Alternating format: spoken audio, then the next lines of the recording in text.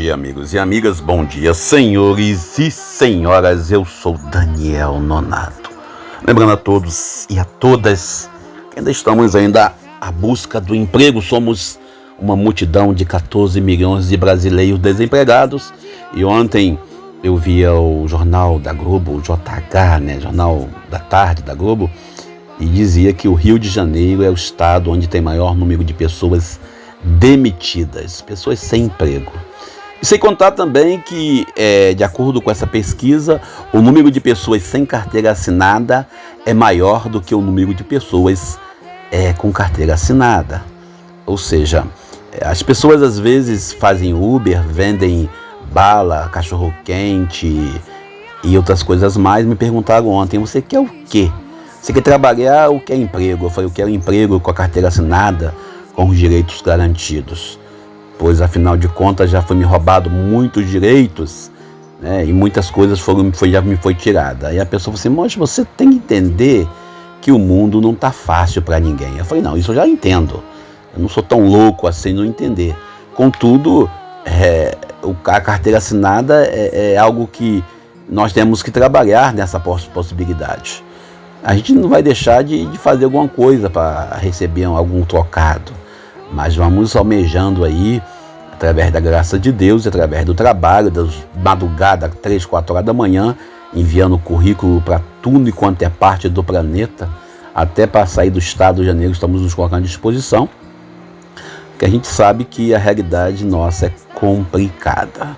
Bem, aqui vamos nós falar um pouco da vida política do Brasil. Como já falei, Lula foi solto, e aí, solto no sentido, não solto, foi liberado do processo, declarado que o processo foi invalidado, ou seja, foi julgado, mas não valeu o julgamento.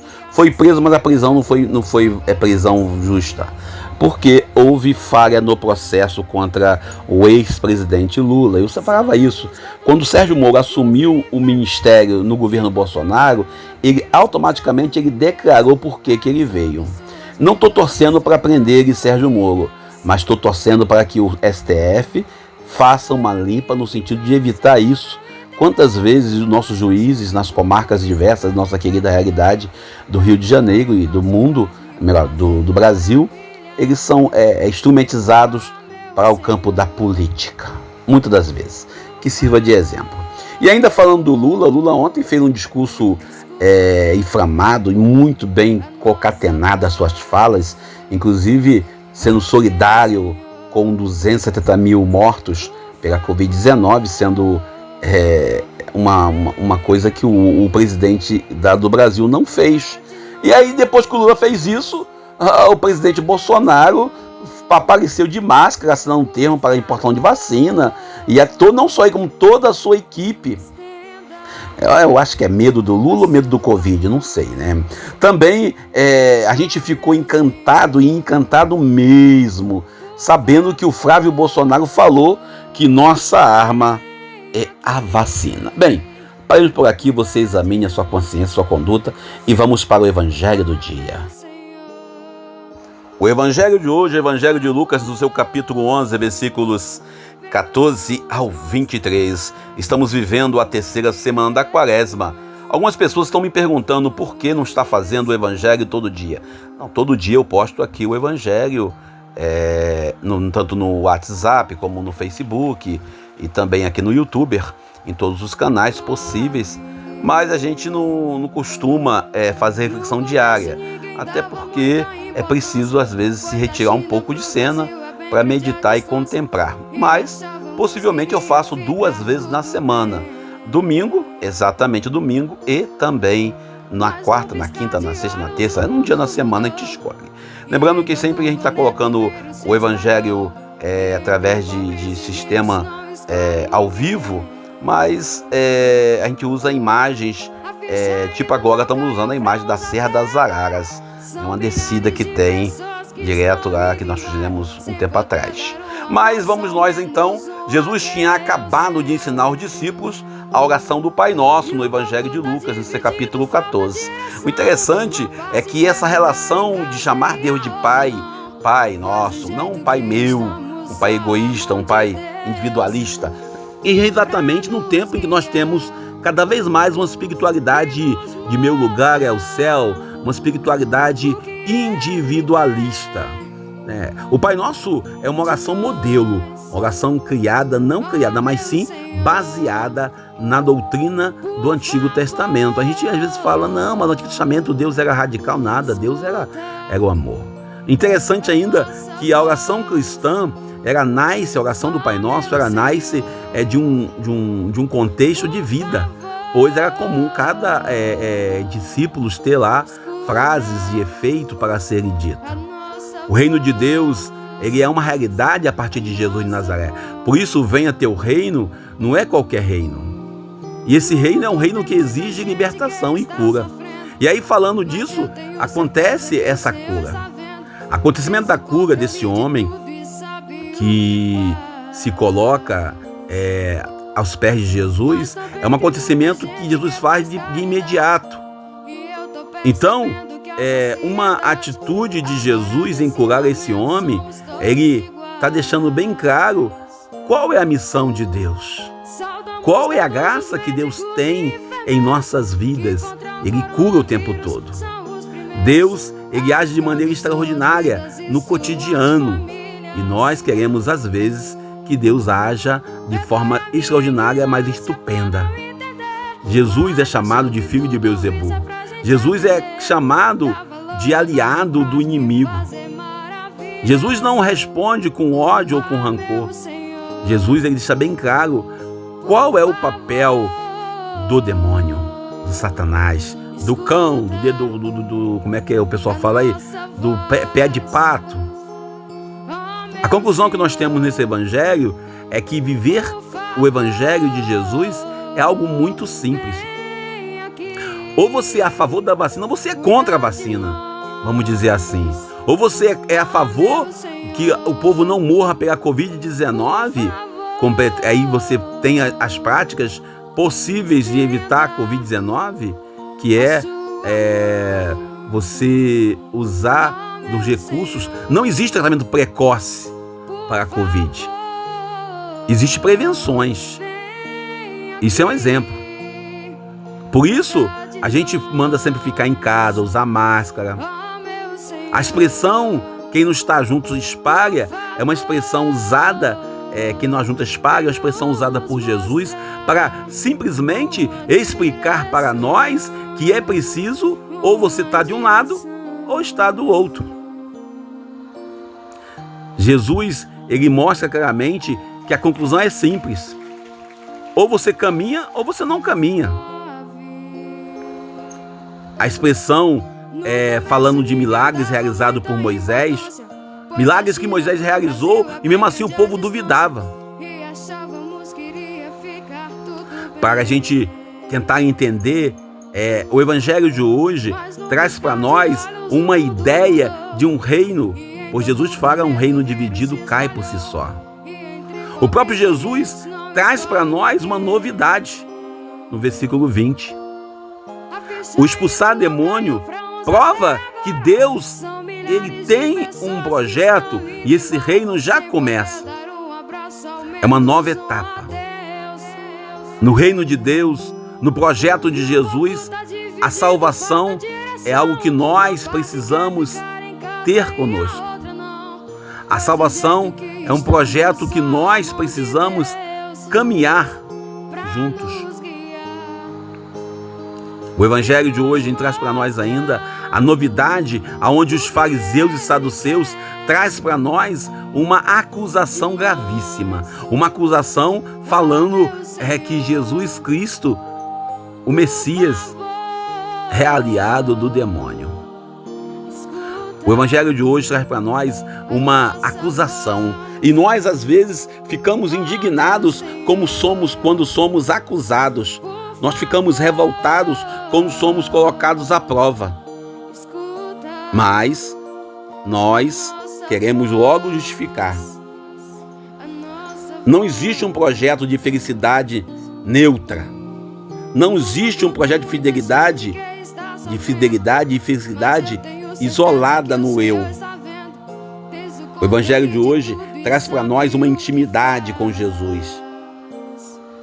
Uma das frases usadas no Antigo Testamento, eu serei vosso Deus e vós sereis o meu povo, ela é atualizada com Pedro, onde diz que eu serei o vosso pai e vós sereis os meus filhos. Alguns tradutores traduzem assim. A palavra de Deus que nos orienta nesse dia é a palavra que nos faz pensar. Ou nós estamos juntando para Jesus ou estamos separando em nossas comunidades.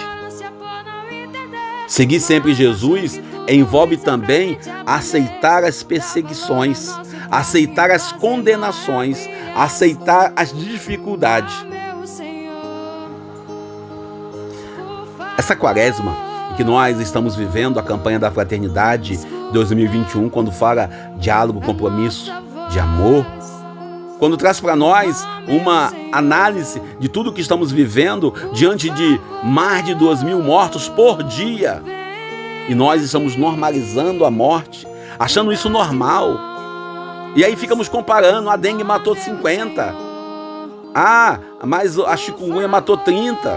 Ah, mas a AIDS matou não sei quanto. Nós queremos normalizar, dizer assim, olha, já morria antes de outras doenças. E quando as pessoas entram nesse contexto, eles falam assim, olha, já ia morrer mesmo, já estava velho. Às vezes nós estamos assim, como os fariseus, querendo justificar uma ação. Ah, é o demônio mesmo, não tem jeito. E Jesus deixa bem claro neste evangelho de hoje, ou você anuncia ou você não é cristão. E anunciar não é somente com discursos bonitos nas catedrais, nas igrejas suntuosas, nas multidões, é no dia a dia. Por isso a quaresma nos leva a um retiro espiritual, aonde entramos em nosso próprio ser e a partir do nosso próprio ser somos chamados a meditar, a contemplar, a analisar, a entender quem somos nós. Qual o projeto de vida que nós temos em nossas comunidades? Não tem como ser cristão caminhado pela metade. Não tem como ser cristão pensando, mas eu sou contra o aborto. Eu também sou contra o aborto. Mas a pena de morte para esse, semente de Satanás ou semente do mal, pode ser dada. Ou você é a favor da vida ou é a favor da vida. Não existe essa, eu sou a favor da vida, mas cristãos que defendem o uso de armas. Falam, não, tem que ter uma arma na minha casa para me defender. Aí eu lembro que uma vez eu fui pro capitão Prestes, meu capitão na 9ª bateria, onde eu servi. Capitão, a arma não resolve nada se o Senhor não guardar. Nós, cristãos, temos que ter essa consciência. A consciência que nós não podemos ter pacto com o demônio. Por isso, quando Jesus é condenado, é dito que ele é Beelzebul, o príncipe de Beelzebul, sei lá. Beelzebul, quem não sabe, o senhor das moscas, e era comum na entrada de Jerusalém, a exemplo aqui de Nova Iguaçu, aqui indo para Adrianópolis, ou lá em Japeri, indo para Paracambi, você tem lá o lixão, é onde tinha as moscas, aonde tinha o lixão. E Jesus, ele se questiona, e ele questiona a prática dos seus conhecidos do tempo. Nós, cristãos, ou estamos com Jesus ou não estamos com ninguém. Aí alguns católicos vão dizer nada sem Jesus, tudo com Jesus, nada sem Maria. Também sem esquecer o exemplo dos santos e santas, homens e mulheres que deram testemunho. Senhores e senhoras, tempo de pandemia, temos que ficar em casa se possível. Ainda estou desempregado, desesperado, triste, abatido, sabendo que algumas coisas que acontecem em nossas vidas, Deus tem um plano maior e isso nós temos que acreditar. Que possamos nós ser fiéis ao amor de Deus. Obrigado a você que me ouviu até aqui. Lembrando a todos que estamos numa pandemia, agradeço aos médicos, mais de 2.000 mortos por dia, foi ontem, 270.000 mortos pela Covid-19, que nosso Brasil consiga logo as vacinas para que sejamos capazes de superar essa marca, de acabar com esse mal, de exterminar essa doença do nosso meio, para que possamos voltar à vida normal. Eu acredito que normal jamais, mas possamos conviver com mais fraternidade, com mais amor e mais respeito. Deus nos abençoe e nos ajude. Obrigado a você pelo carinho, pela amizade. Que Deus nos ajude a ser fiéis a seu amor. E que possamos nós, como cristãos, levar à frente a bandeira do diálogo e do respeito. Campanha da fraternidade. Meu abraço especial hoje para o Conselho Nacional do Laicato do Brasil, Regional Leste 1, meu amigo Antônio Félix, que foi diagnosticado também com Covid-19 e que ele possa ser curado. Que Deus nos abençoe e nos ajude. Sermos fiéis a seu amor. Também a todos os meus amigos que rezam comigo e lamento os amigos que me deixaram de lado. Bom dia, eu sou Daniel Nonato.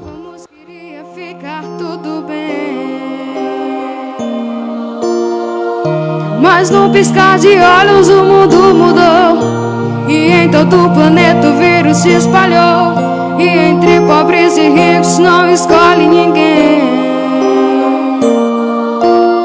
A ficha ainda não caiu pra uns até agora. São milhares de pessoas que estão indo embora, sem poder dar um abraço, ao menos um adeus.